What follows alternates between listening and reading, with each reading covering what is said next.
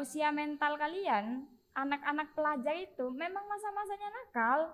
Makanya kenapa Ibnu dan IPNU hadir untuk mewadahi kenakalan kalian.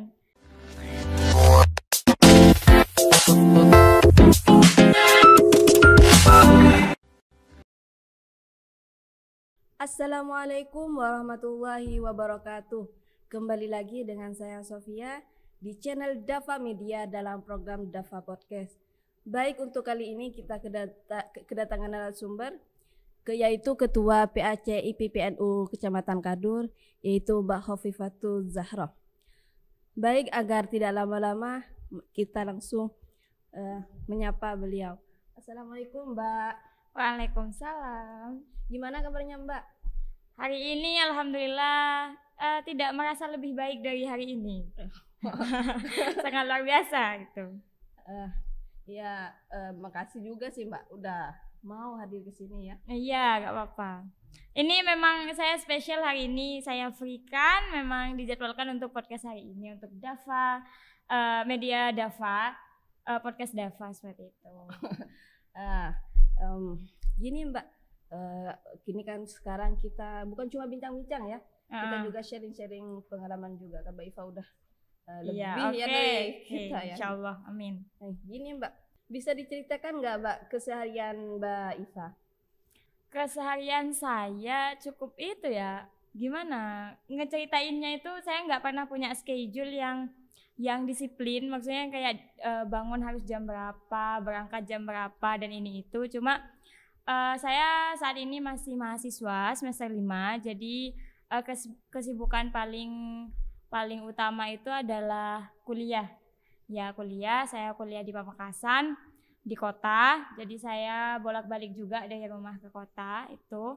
Yang kedua ya sibuk organisasi memang, apalagi sejak jadi ketua PAC, kegiatannya jadi lebih sibuk.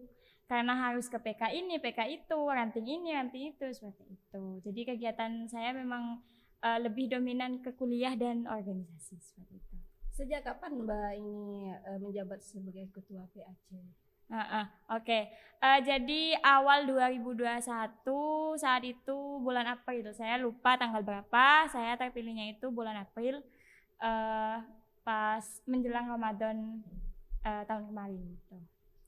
Ya Mbak ini kan sudah aktif di PAC IPPNU Kadur. Mbak selaku ketua, Mbak punya gimana ya? Punya tantangan sedikit nggak jadi ketua PAC IPPNU Kadur? Wah banyak.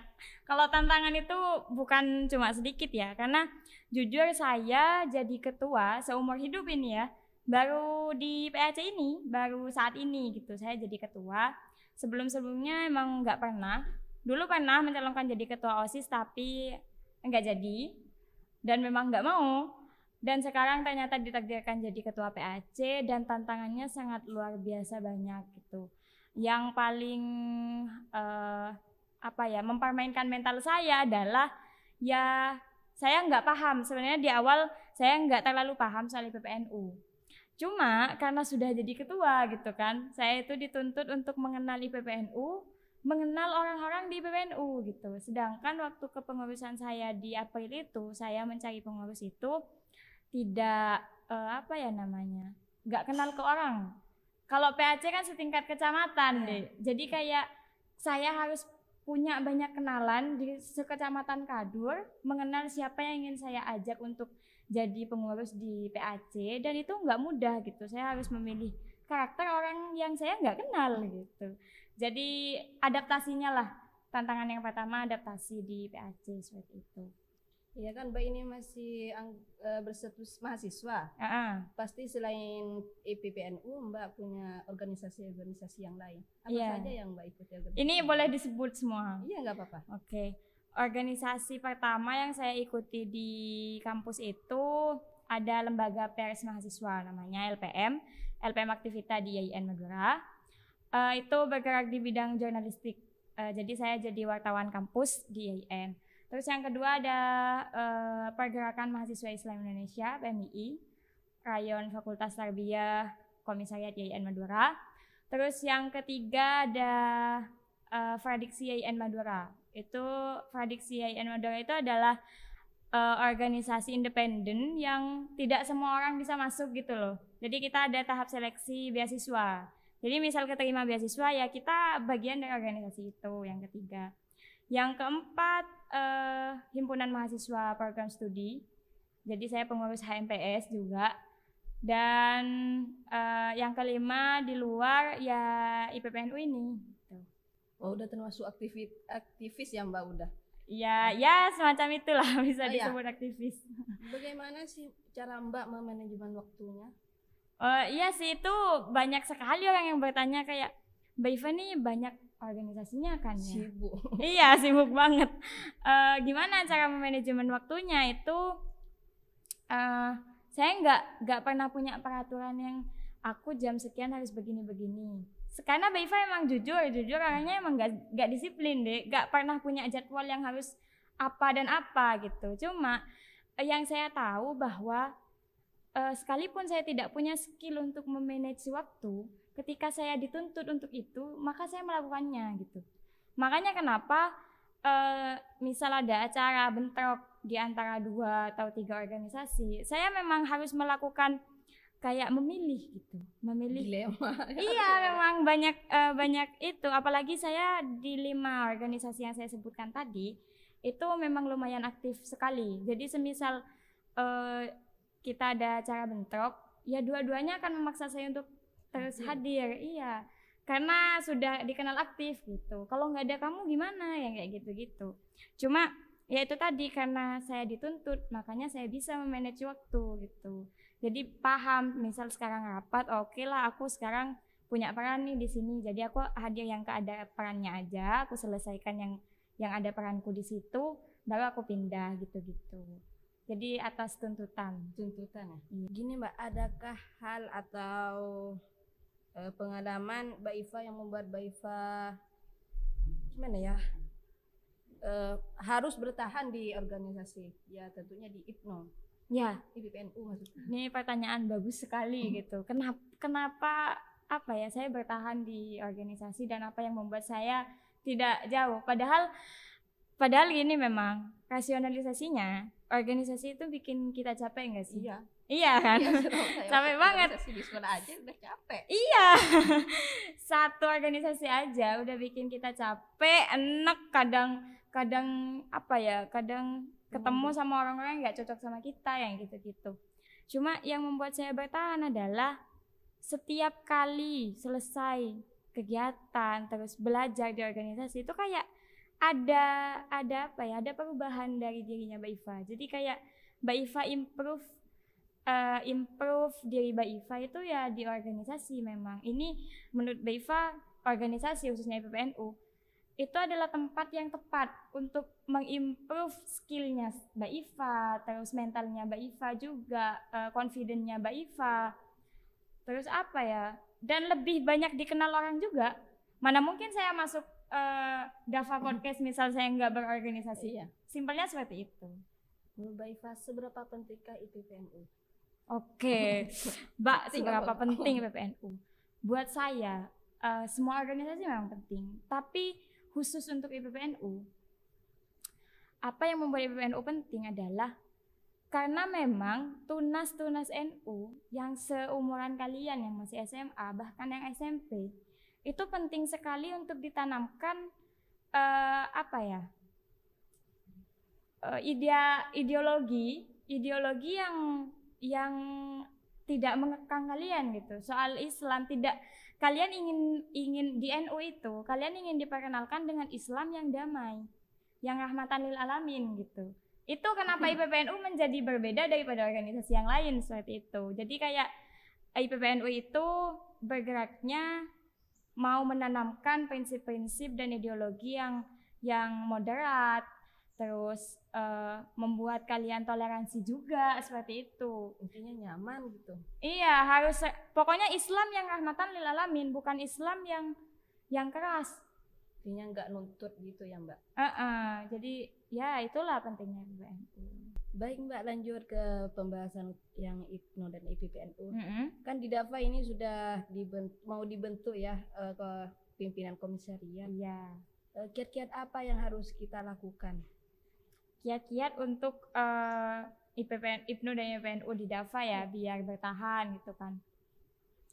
Menurut saya sih sebenarnya bergerak di IPPNU itu nggak punya aturan yang harus kamu nanti ke sana ya, kamu nanti yang ke sana, tidak. Tapi IPPNU kayak punya tujuan dan kalian harus mencapai tujuan itu dengan cara kalian sendiri. Jadi Mbak Iva nggak pernah mau mengarahkan kalian dengan nih Mbak Iva kasih jalan, nanti kamu ke sana ya, nanti kamu ke sana dan ke sana, enggak. Tapi Mbak Iva ingin Dek, tujuan IPPNU di Dava seperti ini ya. Apapun yang akan kalian lewati gitu, mau pakai jalan yang manapun terserah kalian. Yang penting itu tujuannya dan kalian harus mencapai tujuan itu gitu. Jadi misal ditanya, Mbak kiat-kiatnya apa? Ya kiat-kiatnya kalian harus satu visi misi, satu tujuan yang tadi. Terus juga ya bekerja sama dan sama kerja seperti itu. Ya apa lagi ya? Ya itulah menurut Mbak Iva, untuk Mbak Iva pribadi, Mbak Iva nggak mau menuntut kalian harus jalannya ke sana, tapi Mbak Iva menuntut kalian untuk mencapai tujuan yang satu ini gitu. Jadi jalannya terserah kalian mau lewat manapun. Gitu. Ya gini Mbak, kadang-kadang kan anak-anak minder kan, IPPNU, wah itu organisasi yang besar dan harus gimana ya? Aku kan anggap aku orangnya malas, aku orangnya kayak gini. Mencanteng meler gitu. Oh iya oke. Gimana cara menanggapi yang seperti itu? Oke. Agak nakal ya? Iya, agak nakal. Itu kenapa IPPNU menjadi unik menurut Mbak Iva? Karena usia mental kalian, anak-anak pelajar itu memang masa-masanya nakal. Makanya kenapa IPNU dan IPPNU hadir untuk mewadahi kenakalan kalian. Jadi kayak nakalnya kalian masih dalam koridor kenakalan remaja gitu. Kenakalan remaja yang masih kayak cuman males belajar, yang kayak cuman apa ya. Jadi kayak IPNU dan IPPNU nanti bisa mendidik kalian gitu. Bukan malah kalau kalian sudah merasa saya nakal Mbak, saya pernah ini dan gak kalian kemudian iya kalian ngerasa nggak pantas karena saya berdosa sekali dengan begini-begini nah dan lain-lain. Kalian jangan malah menjauh dari IPNU dan IPNU. Karena memang IPNU dan IPNU obat nakalnya gitu. Di ending, kalian akan merasakan sendiri. Aku beruntung masuk IPNU dan IPNU. Senakal-nakalnya aku masuk ke IPNU dan IPNU dan aku ada untungnya juga ternyata di ending gitu. Ada kadang orang yang nggak bisa ngomong di depan halayak, tapi mereka males buat belajar. Kalau semakin kita semakin ada di zona nyaman yang ya udahlah aku malas gak mau belajar. Ya kalian akan tetap kayak gitu, stagnan di situ. Sedangkan semisal kalian yang udah malas tapi kalian pengen ngomong dan akhirnya kalian masuk ke IPNU dan IPNU dengan rasa ketidakpantasan itu, ya kalian endingnya akan bisa juga kan ngomong gitu. Semuanya butuh proses. Nah iya. Jadi jangan pernah ngerasa saya nggak pantas, Mbak. Enggak. Karena IPNU dan IPNU bukan persoalan kamu harus alim, kamu harus bisa baca kitab ini dan itu, enggak, tapi cuma perihal usia gitu. Yang penting usia kalian sudah masuk 13 ke 27, ya kalian di PPNU gitu. Iya Mbak, terakhir ini harapan dan saran Mbak untuk anak-anak yang sebentar lagi ya mau dilantik ini. Oke. Harapan Mbak Iva sangat berharap Dava bisa memberikan kreativitas yang hari ini sebenarnya sudah terbukti gitu dengan memajukan medianya, dengan adanya podcast ini. Terus saya lihat juga di ruangan ini banyak buku-buku. Kalian sangat memperjuangkan literasi. Terus di sana juga Mbak Iva lihat banyak kesenian juga. Wajib itu dikembangkan gitu. Terus ya itulah harapan Mbak Iva, semoga kalian bisa terus berinovasi untuk memperkenalkan IPPNU dengan gaya kalian gitu. Ini loh IPPNU gaya Dava gitu.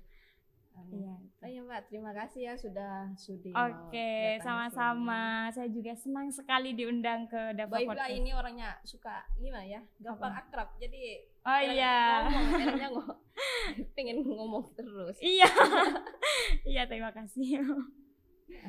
Oke, baik sahabat-sahabat Davis. Mungkin untuk video kali ini hanya sampai di sini.